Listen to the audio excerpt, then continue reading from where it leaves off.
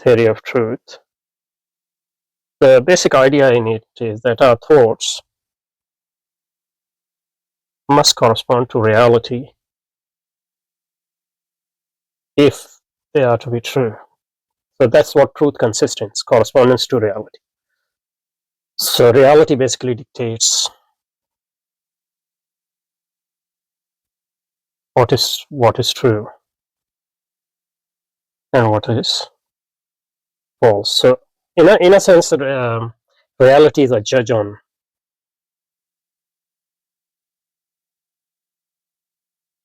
not our thoughts as such, but our claims.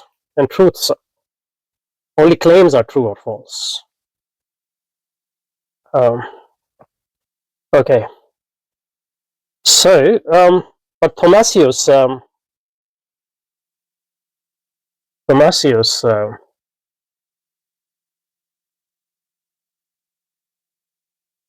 although he holds, according to this author, correspondence theory of truth, but he makes a further claim that truth not just must correspond to reality, but reality also must correspond to our thought.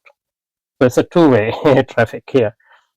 But obviously, in what sense our thoughts, it's obvious in what sense our thought must correspond to reality, but it's not obvious how reality should correspond to our thought. One thing is clear: in order to make any claim about reality, we first must grasp the reality.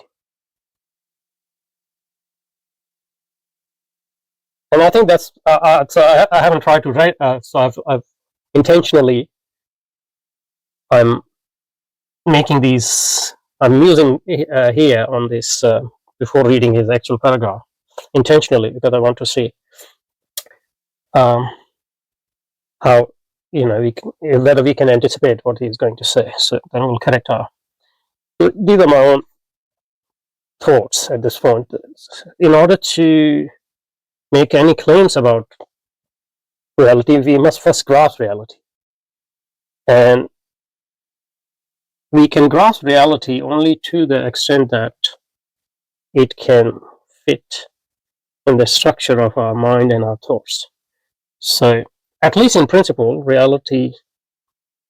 although reality is a judge on our claims are couched in a language which must conform to the dictates of our mind and thought in order for us to be able to grasp the reality in the first place.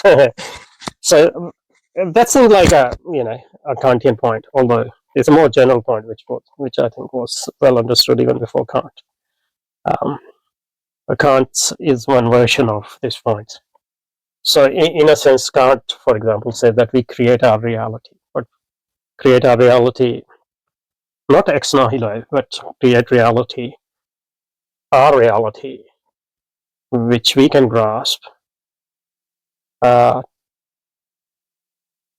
we create our reality based on our interaction with a transcendent reality, so to speak. So that's why we can never get to think in themselves, at least not through our senses and our understanding. So that was Kant's point. So if he's making similar point, then he would be sort of anticipating Kant, or maybe he had influenced Kant as well, which I don't know, obviously. So let's read his article now, or the quotation from the article now.